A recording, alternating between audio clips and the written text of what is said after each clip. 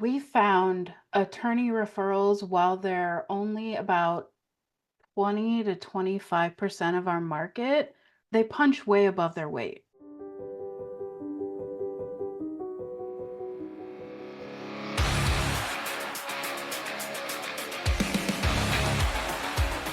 Sharp strategies, sweet success. Hello and welcome to Sharp Strategies Sweet Success. I am your host, Tiffany Swedensky, and today we are interviewing Kelly Roedema from RSH Legal. They're a law firm out of Iowa, and they mostly do workers' comp injury cases, and they're a fast-growing firm, and I was very excited to have Kelly on the podcast with me today. So, this podcast is interview style, so I'll primarily be asking Kelly some questions about how they market their firm and what they do, and also about her career as a marketer and some of the stuff she has done while she's marketed for RSH Legal. So, I'll actually let her introduce herself. So, Kelly, tell our listeners a little bit about you. Yeah, so my name is Kelly Roedema, as you said. I am the marketing director for the largest personal injury firm in Iowa, RSH Legal. We have 17 attorneys now, I think, in 3 offices. And yeah, so we're busy. And I see you guys and your lead attorney, Tim Summeroff, a lot on LinkedIn, and you guys are just doing like great stuff all the time, and so it's really awesome. Yeah, he Um, has made a push to focus more on LinkedIn this year, and he's doing really well.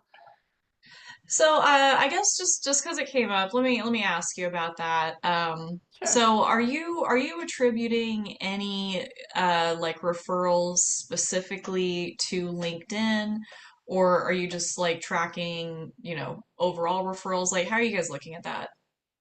So the goal was to get more attorney referrals, obviously, because we found attorney referrals, while they're only about 20 to 25% of our market, or our total like case, um they they punch way above their weight, right? So they get vetted already by attorneys. So we find that those are the cases that we want to get the most. And so Tim's idea was to try LinkedIn for a year. And I can tell you, we don't necessarily track referrals per se through LinkedIn, but I can tell you that our attorney referrals have gone up 5% this year. So we're doing something, whether it is the referral newsletter that we started, or the referral e-newsletter that we started, or LinkedIn. We're not exactly sure, but referrals are up, so we're happy. I'm trying to remember exactly what the numbers were, but I was looking at case value of referrals and like case value when it comes from like Google, PPC, and other. And you're right, like referrals are always the best, the highest value, I guess, cases. Yeah, Um, even when you have to pay out referral fees, they still end up being worth more. oh yeah, and it's probably because like maybe the person has already like looked for an attorney and been vetted by an attorney, and so the referral is already kind of more of a sure thing than your standard like phone intake process. Um, I think also, if someone has already talked to an attorney, they already are further down the pipeline than someone who's still doing research. And so to me, they're more serious about finding help versus someone who just like fills out a web form, or maybe, uses a chat feature on your website. I feel like they're already kind of committed to seeking attorney help. So that is part of it as well. and yeah, how far they are down the pipeline is key because tons of people fill out a website contact form. Yep. And only like, a smidgen of them are qualified. The rest are like tire kickers or don't really have a legal issue, I guess. And so, Or they may have gotten into an accident where they weren't seriously hurt, but they, just want some advice to make sure that they're doing everything right. And so, like, you guys, is it all personal injury that you're focused on, or is it like a specific type? So we do a variety of personal injury cases. You mentioned Tim. He does the commercial vehicle cases, so truck accident cases where someone's been seriously injured or killed. Um, Another partner, Presley, focuses on nursing home abuse and neglect cases. Um, but we also do, medical malpractice. We do plaintiff's employment law. We do obviously just regular car accidents. And we also do workers' compensation and Social Security disability. So we're busy and we're kind of all over the place. So, tell me a little bit more about you. Like, how did you get started in marketing, and then how did you get started at RSH Legal? So actually, RSH Legal is my first marketing job. Oh, wow. Um, I did not work in marketing before I came into this job. Um, I didn't know what PPC meant. I didn't know what SEO was. None of that. Uh, but I saw that there was a position open for a marketing assistant, and I said, I can write pretty well, so I'm gonna give it a shot and just kind of see how it goes. And um, I got really lucky. Tim took a chance on me, and he's like, "You can write well, and I can teach you the rest." And he did. You know, I remember, well, this is a bit of a story about Tim, but like a long time ago, like back when I first started, and some listeners, most of our my listeners probably know this, but like so some might not. But when I got started with my career, I got started with Great Legal Marketing and Ben Glass, and then Tim Summerroth was a member of Great Legal Marketing. And I remember that morning, before Tim came to visit Great Legal Marketing for some reason, I sent out an email newsletter that had a typo in it. And like I saw Ben talking with Tim, and like when I saw Ben, I was just like, oh my gosh. And I got like really sad. He's like, why are you sad? And I was like, well, I made that typo in that email. He's like, nobody cares. And Tim was like, I didn't even notice. I don't care. And I was like, well, somebody's supposed to care. Like I was just so upset about it. But like I was kind of embarrassed too because Tim was like right there that same day that I sent out this typo email. Anyway, I would have um, told you if I had gotten the email. I would have told you. I you care. have me. You have told me before. You've definitely been the first to pipe up, which is like I appreciate it. Um, I would expect the same from you guys. So, like, if we can't call each other out on it, then what are we doing, right? yeah. But I remember um just back in the day talking with Tim and like definitely Charlie and Ben both giving him the advice like the most important thing is like they can write. And I guess arguably like maybe a little less important these days, but you know, with ChatGPT, but still like Sure. the ability to write is so important as a marketer that like you can teach anything else. You can teach digital, you can teach Yep. copywriting, but like it's hard if somebody doesn't get writing to teach that. So yeah, I I mean think definitely. it's not just about necessarily writing, it's about knowing how to tell a story. That's really important. Because someone can write really well, but if they can't bring it back to the subject, can't, build a story and answer those pain points, I just think that telling story is what's really important about marketing, and telling your ideal client story and how we can, help them, and how we can that's kind of what I base all of our writing around, is how we can help the ideal client. And the storytelling part is so important too. What's a marketing book that you've read that's helped you? God, that's a good question. I'm waiting for your book, Tiffany. Oh shoot. Oh my gosh. Um, you know, it's one of those things that keeps getting put on the back burner. Oh, One of the ones that I've read recently was by Jason Hennessy. the legal SEO book, like everything in it is gold. And I'm sure plenty of people have told you to read it and you've probably read it already, but anyone who works in the legal marketing field needs to read that book. Well, and I will own up to this. I've only skimmed Jason Hennessy's book, but I've skimmed it enough to know that it's just full of truth, basically. And you know, two of my client, no, I'm sorry, three of my clients use Hennessy SEO. So like they have Hennessy websites, and Mhm. I see that their particular approach, and they're really good at what they do. They are. And Yeah. the SEO part is just like so hard, which I think you guys pretty much have like down pat, right? Like your SEO is like cherry, right?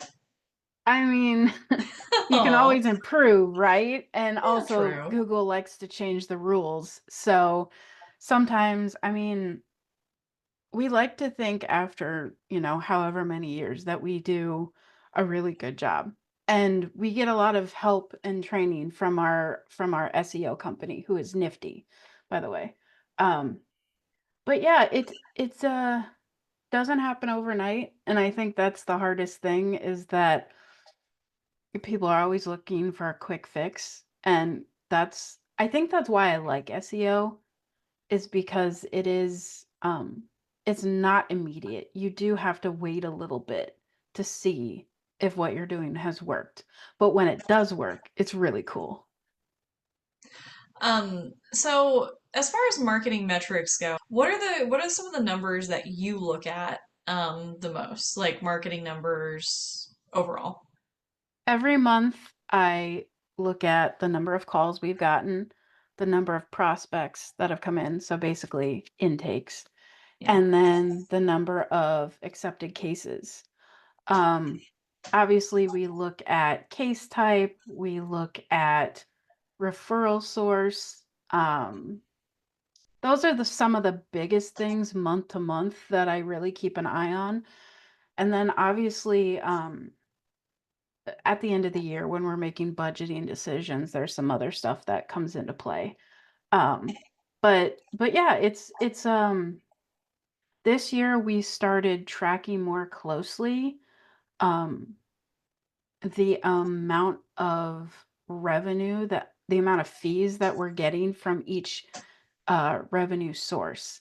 And that has kind of been a game changer. And that's kind of why we have moved more into this attorney referral thing, is because we learned that attorney cases are punching above their weight and they are, much more profitable than some of these others. And I mean, there are so many things to talk about there, but I mean, one thing is like if you are a law firm and you want to know like what are your more profitable marketing sources, like not only do you have to have like your attribution running smoothly at the intake level, but Right. also like you have to be following up on like when cases are settling, how much they settle for, and just storing all of that data in a place where you can query and like find out like what is our most profitable marketing source. And Yep. I don't think it would be controversial to say that probably for most personal injury firms, probably for all personal injury firms, referred cases are the highest value cases. That would honestly not surprise me. Yeah. Um, and I mean, unless you're doing like a different kind of game, like if you're bringing in a lot of like low value cases and your game is settling them quickly, then it's kind of different, right? What else are you guys doing outside of LinkedIn to maybe generate more referrals? Are you doing anything for Christmas, since it's that time of year? So we haven't figured out, so we do the Mavens program. Yeah. Um, the Mavens program, if people aren't familiar, is we buy small little personalized gifts for attorneys that refer us cases 4 times a year or so. We don't have anything on the docket quite yet. I've been buried under numbers for like year-end numbers, so that's on the list. um, but we do our best to really make sure that our mavens are taken care of. And then as I mentioned before, We started an attorney referral newsletter this year, both a print newsletter and a bi-monthly e-newsletter.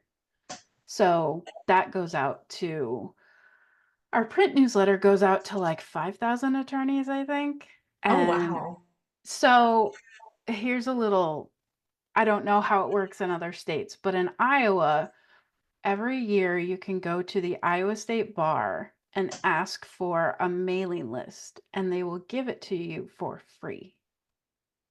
And that's how we got the mailing list. And so people have responded really well to it. I've actually been surprised at how much feedback we have gotten. Um, I think one of the things that we did that was helpful with that, the very first issue that we ever sent out, we sent out with uh, we basically said, "Hey, here's this book that we find really great." It was the Checklist Manifesto, I believe. "We will send you a copy if you send us your mailing address." And we had like 30 people email and be like, "Yeah, send me a copy." Like in my wildest dreams, I never would have thought 30 people would email me about something that I created, you know? That's crazy to me. So that was really cool. I mean, that's awesome. And I mean, it's also like you were offering something that had value, which is important. Yes. I think a lot of people they set up marketing and they're just like, we'll just tell people to respond to us and they'll respond. But no, you have to like offer something in exchange. Yeah. Um, but like, I mean, 30 people isn't a huge number, but that's also like 30 people who will remember you, refer you cases, keep that book for a long time. Exactly. They have that book in their house now. You know, if they look at it, hopefully they'll remember us. We did, put a note in there with it, so Yeah, hopefully they remember us. But yeah, it's just I think people need to understand why they should engage with you, you know? And so you're right. Having that offer, having that information for them makes them want to engage with you. yeah. There's also I don't know if I have like a super good story around this, but like I mentioned before we got on the call, like Kelly was asking my daughter's high school age, like what's she doing? And I told her like back when my daughter was younger, we did karate for a brief period of time, and she did it for like a month, hated it, dropped out, we moved on. But I friended the guy on Facebook, and he's like really big in like the small business community out here in like Northern Virginia. And like over the years, like he's offered like impromptu seminars at his office, like come learn how to do this, come get this for free just to say hi.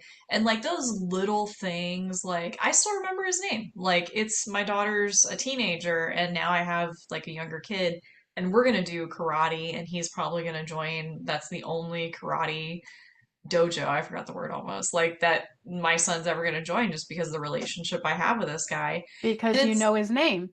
Yeah. because I know his name and he just consistently shows up and gives value, and people remember that. People really do. So are you mostly just focused on getting referrals from other law firms, or are you like focusing on like other like medical providers, chiropractors, or other like industry companions, I guess, companion industries? So far we're focused on attorneys.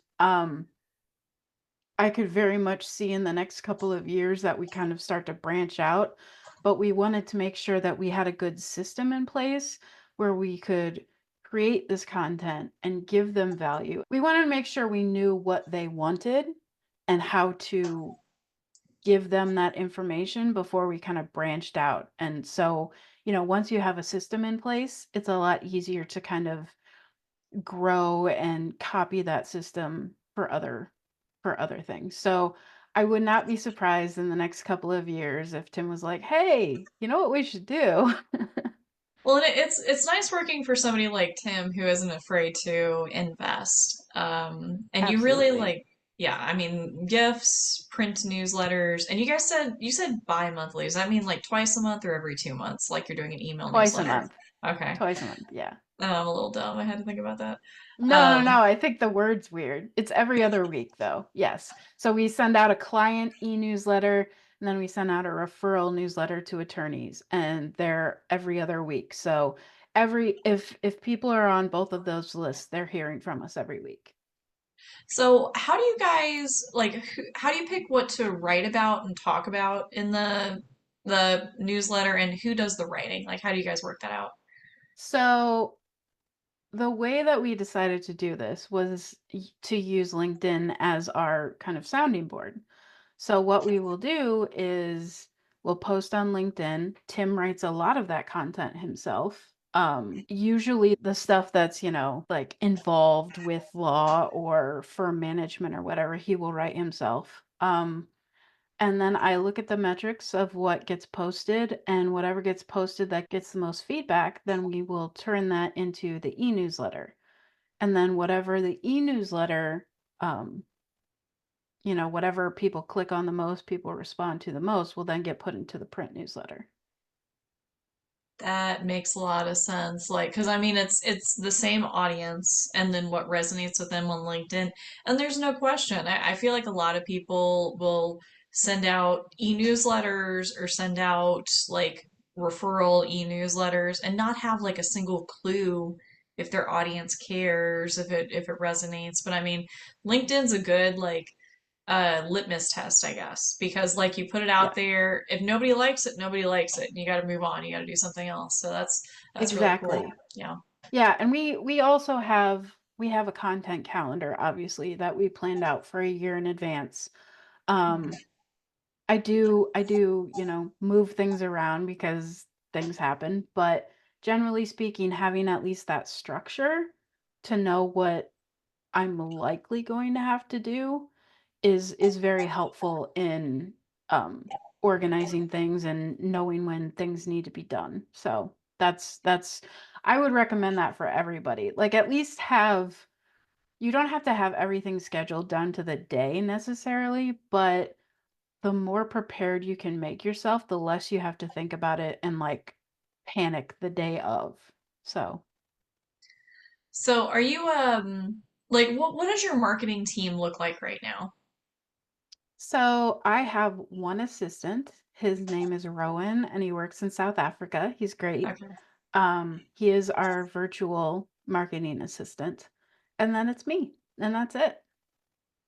Oh wow. Now, now I can tell you, like, although we seem like a small team, we do have a variety of vendors that help us out with SEO, that help us out with our LSAs and our PPC ads, helps us out with our TV and our billboards and our buses. So we have, vendors that help us with a lot of this stuff. I'm not doing everything on my own. So with the vendors, like are they looped into like your content calendar? Or are they kind of doing like their own thing? Or how does that work? Like how are you collaborating with them? So it depends on who we're talking about. So for instance, with Nifty, who handles our SEO, um, we will write all of our own content. We will ask them to give us ideas for that content based on, searches and that sort of thing, and they will provide us with that information. Then we go and write it, we film it, and then we give it back to them so they can post it, optimize it for SEO on the site, and then it can go out. So that's kind of how we handle that. Um, with PPC ads, we work with someone who we just work closely with them and, every so often revisit the ads. He gives us a monthly update on how things are going, and then we kind of, uh, we change things as needed. Um, And then for TV and buses and stuff, you're not able to be quite as flexible in Yeah. TV because you have to film and it costs so much. And so we will change up the ads that we run every quarter or so. Um, but we work closely to figure out the right creative, but other than that, I mean, there's not a whole lot of flexibility that generally goes on there, so it's a little bit easier to deal with. So do the TV people do the scripting for you, and like they are you guys doing the scripts? So we actually are going to be filming new TV spots in 2025. So this is actually really on topic. Um, we ask for guidance in what because they do a lot of market research and so they know what people are responding to.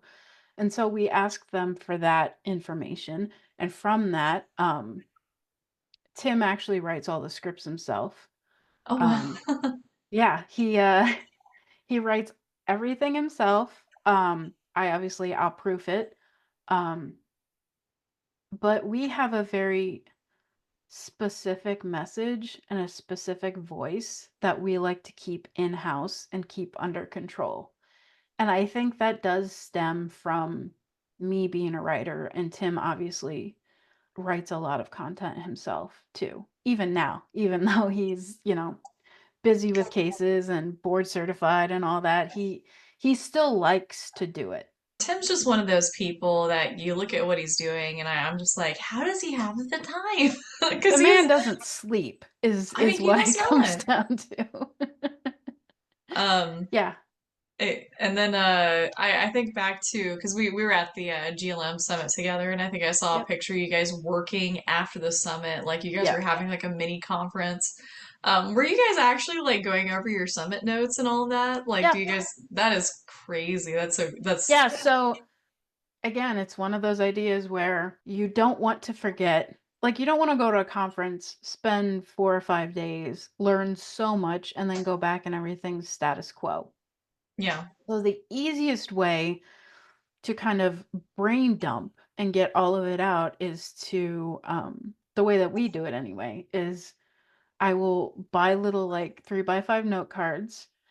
Everything that we thought was an idea, doesn't matter if it was a good or bad idea, we will write down on a note card. We lay them all out on a table and then kind of look and say, like, where should our focus be for the next year? And, you know, there are things that we can do like within the next 30 days that are quick wins. There are things that will be end of the year goals, and then there's things that will continue on into 2025. And that's kind of how we plan it. And it's exhausting, but it gives us a good way to focus on what we need to do for the next year.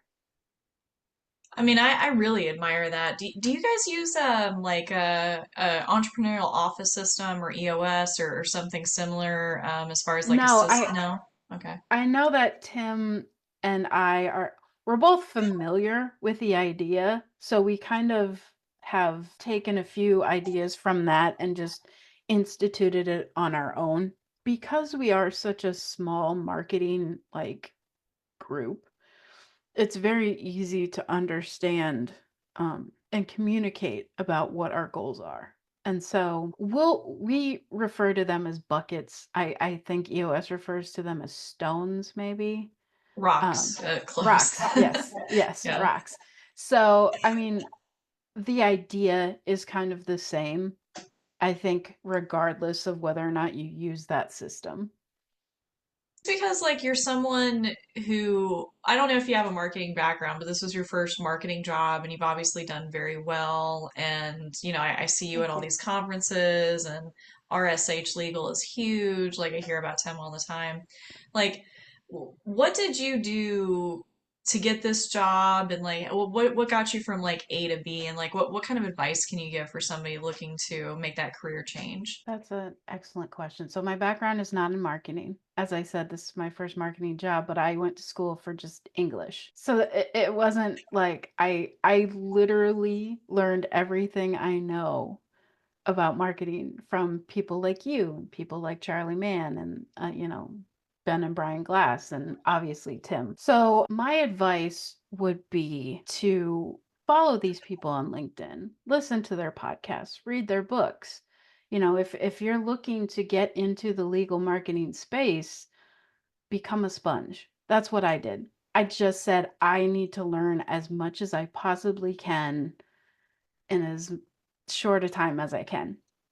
And just keep your brain open and see what people who are successful are doing and then do what they do. Well, and since you said like follow people like Tiffany, like I'll admit like even if I fall into the class of people like it's successful at legal marketing, which I like to think that I am, but I want to be a little humble. But like even I'm like I have to follow people and always be learning to stay top of game, and so it is super Absolutely. important. Everything's changing so quickly in terms of like I mean just literally everything, but especially like digital marketing that you have to. And so, I mean, that's great advice. Like, even if you don't follow me or some of the people that she mentioned, like, follow people who know what they're talking about because they're always be looking to keep yourself educated on what's going on. It's so important. Yeah. Absolutely. Yep. Well, Kelly, thank you so much for joining me today on, and you're the first guest on the new format, so thanks so much. Thanks for Um, having me. it was a pleasure speaking with you, and we'll talk to you again very soon. And so I guess all there is to say goodbye. So I guess bye listeners, bye everyone. Bye.